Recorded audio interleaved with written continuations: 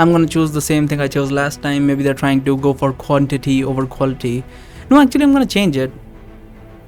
Maybe they're planning to take them to one of the sage, because we know Talmak is having his people collect these too. So I'm gonna introduce that thought earlier. Even though this is not an important choice, it should be fine, but still. Maybe they're planning to take them to one of the sages, but what would they have to gain from such a thing? Hadrick said. I thought the idea was to compete against the sages, not join them. Maybe one of the sages offered them a deal, like say for instance the first mage to provide the sage with the right cone will get to join his team and proceed to the next round. Whatever the reason, Darren says there's at least one thing for certain. We can be certain that it's the fact that in some way or other these people managed to figure out the fact that they can make the pine cones light up by themselves. They still don't know that right cones can be only found in the secret. Yeah, it does the same. I'm gonna go, I rather hold on to it. So this is where Flower is collecting the puzzle pieces, which we are also collecting. So she's saying like, she can have your puzzle piece, or you're also collecting them. So I'm gonna go just to keep the puzzle piece. Yeah. I'd rather hold on to it if you don't mind. Oh, Flower says, I guess that means I'll need to get it the next time visit the ruins then. Okay, she pauses. Okay, well then. So I want to ask you, Berry Flower says, enjoy your biscuits. I take a bite from one of my biscuits with my free hand. I do a military salute as Flower turns around. She heads towards the others. I continue to eat for a few more minutes. Once I'm done, I open up my backpack and place the pack of biscuits back inside. I think that's the same after that. This is funny. This is the same part where the lightning and the trees are falling and all that. As we ran to the storm, the wind finally managed to blow a few trees out of their roots.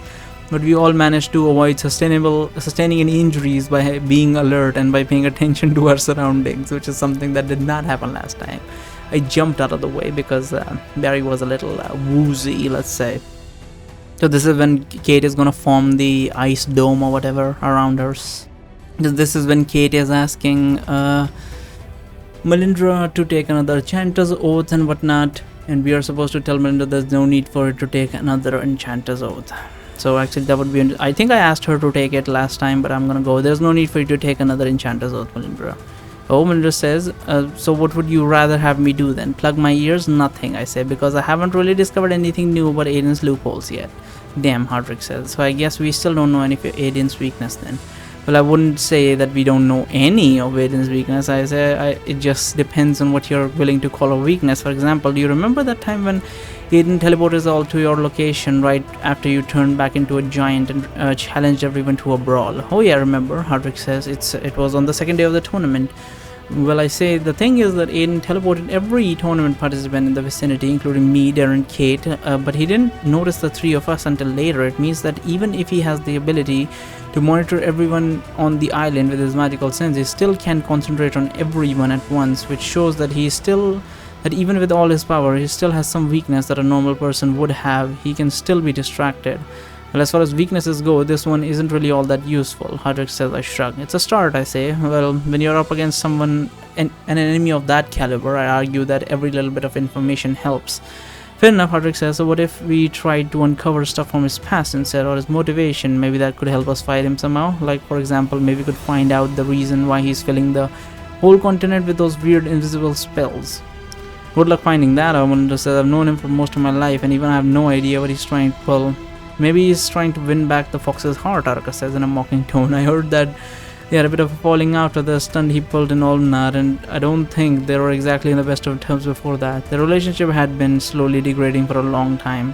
I think it all started when the cities of Aiden Care began to introduce the concept of slavery, and it all went downhill from there. The fox has always blamed Aiden for all the messed up things that ended up happening in the city. She kept saying that he would have reined them in and imposed stricter rules on them. It wouldn't have gotten to this point, but back then Aiden had a naive belief that all humans are inherently good, and that as long as they're left to their own devices long enough, they would find the right path. He thought that as long as people are given everything they need without having to work for it, as long as they were given no reason to fight each other, then they'd all live like one happy family. Well, we can all see how that turned out. You're telling me that he just gave up? Darren shouts all of a sudden. No, he didn't just give up. He tried to reason with them. Yeah, this is the same shit after that. I've read this. Oh, this is a good one. So Aiden is promoting all sort of fuck shit in the cities, because he's like, apparently this is what the people want. I mean, he's already given up on them, and this is when Aiden's relationship with the Golden Fox is completely ruined, as she also started to impose like really strict rules on her own kingdom to avoid like what happened in Aiden cities. So she's just going for like a dictatorship, a heavy dictatorship, to avoid like the worst outcome, I suppose. If he's really so this is the part where we're just discussing Aiden and everything. I've already read this, so you can go back and check all that. But this is basically a choice where we have the option of, if he's really that powerful, why didn't he just kill Tarath until now? Why does it sound like you're making excuses if this is the Arca? And that option is like kind of, we're gonna ignore that one. Why would Aiden be so much more powerful than regular Stillwinter? Yeah, his magic pool is also unusually large. I'm gonna go with this one. If he really is that powerful, then why didn't he just kill Tarath until now? Well, the first time when he made this pact, they were negotiated truce between 3 armies, Mindra says, and it's not like Aiden has always had been at odds with the dragon.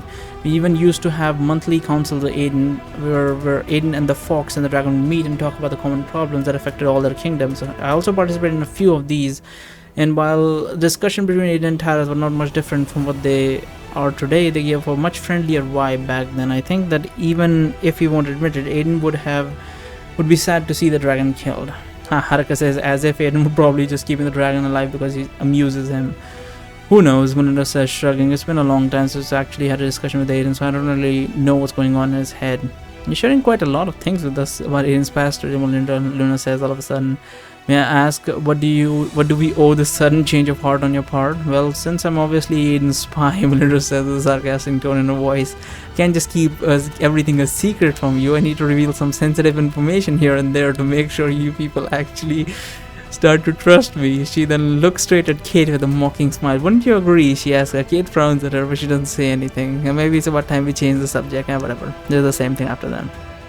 So this is the same thing I did last time. I'm gonna volunteer to go with Flower to save the animals who are burning in like some forest fire or something. So ancient check successful. We're gonna talk to them and we're gonna tell them, how to get out of here. So I'm gonna tell them this time. Last time I did not tell them about Aiden's spell, and we're gonna tell him about Aiden's spell. Achievement unlocked. I'm a helper. We actually did run into such a spell, I say. In order to find it, you will need to walk in that direction for a few hours until you reach a river. You need to follow that river downstream for about another hour, and you should be able to detect the spell as long as your magical sense is good enough.